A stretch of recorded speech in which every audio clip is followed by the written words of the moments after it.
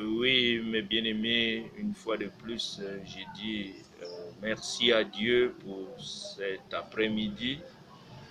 Le Dieu qui nous a engendrés par sa parole, le Dieu qui a permis que nous naissons tous dans ces différents continents, et le Dieu qui aujourd'hui, nous sommes en train de vivre une tragédie et qui n'est que l'accomplissement de sa parole.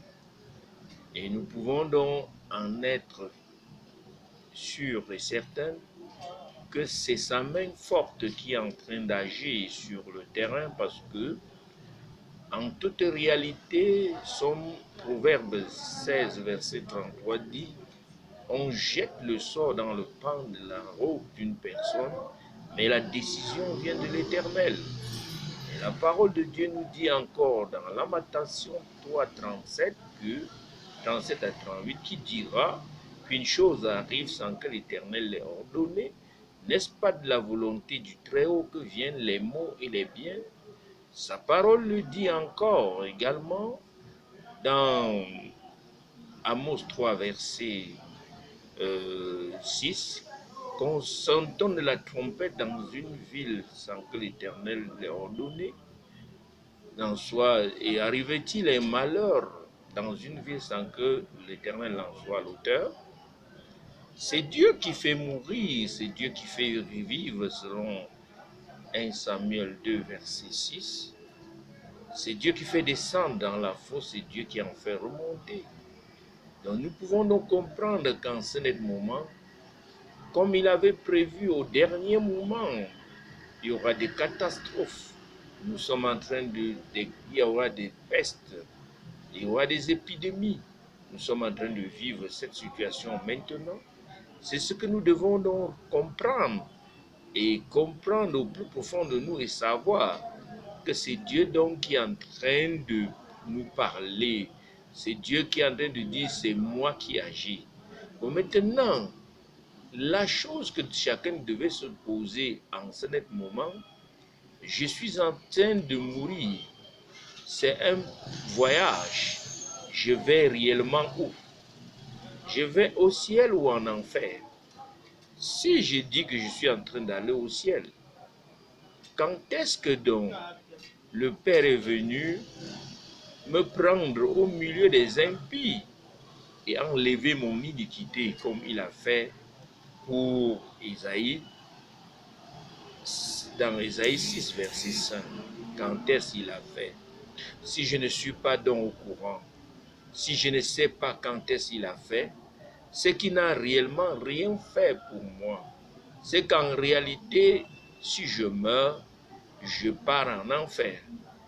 Il a troublé Jérémie au plus profond de lui par sa parole, avant de lui accorder la grâce. Quand est-ce que tu as été troublé par la parole? Peut-être en ce moment, tu es troublé juste parce que tu dois mourir. Mais si tu meurs, la mort continuera.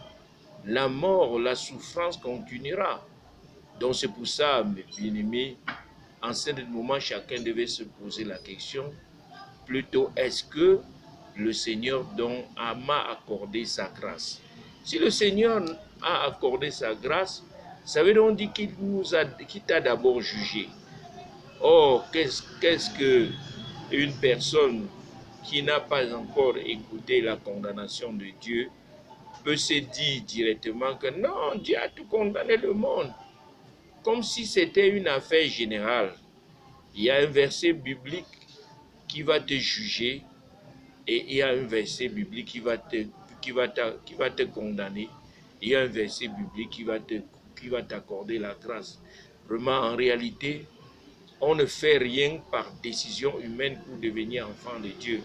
Si tu es enfant de Dieu depuis la fondation du monde, il y a un temps qui va t'accorder d'écouter sa parole. Et pendant sa parole, il va te faire mourir. C'est-à-dire, cette parole va même te tuer. Cette parole va te faire quitter, oublier complètement le monde ici avec toutes ses richesses. Et cette même parole aussi va t'accorder la grâce après, si réellement ceci s'est d'abord passé dans ta vie Et c'est ce que nous appelons la porte étroite. Donc en réalité, mon bien-aimé, je pense bien, mon frère ou ma sœur de naissance, éloigné ou de près, ma prière est que Dieu te donne un jour pour t'asseoir, pour que le Seigneur t'enseigne sa parole dans Moïse et les prophètes, comme il a fait au frère Emmaüs, sur la route d'Emmaüs. Il est entré dans Moïse et les prophètes pour les expliquer ce qui le concerne. Et c'est ça qui a permis que les frères Emmaüs comprennent donc qui était nettement Jésus. Beaucoup de gens parlent de Jésus, mais certains le voient plutôt affiché au mur, et d'autres le voient aussi également comme il est un blanc, un bel homme. Mais ce n'est pas donc ce vrai Jésus qu'il est question. Le Jésus qu'il est question dans la Bible, la parole de Dieu nous dit dans Ésaïe 53 qu'il était laid, il était même méconnaissable. Mais tout ce qui sortait en lui, c'était que la parole de Dieu, et c'est là où les hommes pouvaient même fuir sa laideur, mais étaient attirés par les paroles qui sortaient de sa bouche et les miracles qui l'accompagnaient. Donc mon bien-aimé, en toute sincérité, tu vois Jésus comment? Si tu vois Jésus selon sa beauté, tu vois aussi Jésus selon l'esprit de la lumière.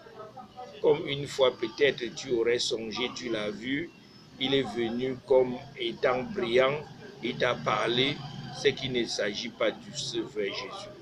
Donc en réalité, mon frère, mes bien-aimés, examine-toi toi-même pour savoir si réellement tu es dans la foi. Parce que tu peux être donc zélé, mais ne pas être dans la foi, pas parce que tu veux ou que tu as décidé, juste parce que Dieu ne t'a pas encore parlé, juste qu'il ne t'a pas encore cherché, comme il est en train de te chercher maintenant avec cette parole. Si cette parole est pour toi, je suis ton frère, j'ai mon numéro qui est le 675 36 71 11. Je me nomme Pasteur Kamga, le nom vulgaire que beaucoup de gens, au lieu d'écouter ce mystère qui est dans ma vie, plutôt suppose que c'est plutôt des sectes. Or, si c'est une secte qui est dans la parole, écrite noir sur blanc, sans remède, sans rien, je pense bien que c'est une belle secte, la secte qui amène les gens au ciel, sans qu'ils ne jeûnent, sans qu'ils ne prient, sans qu'ils ne demandent pardon, rien qu'en écoutant la parole de la grâce de Dieu. Bonne journée et bon après-midi, mes bien-aimés. C'est votre frère Toméum Kamga Michel, le serviteur inutile de Dieu vivant. Amen.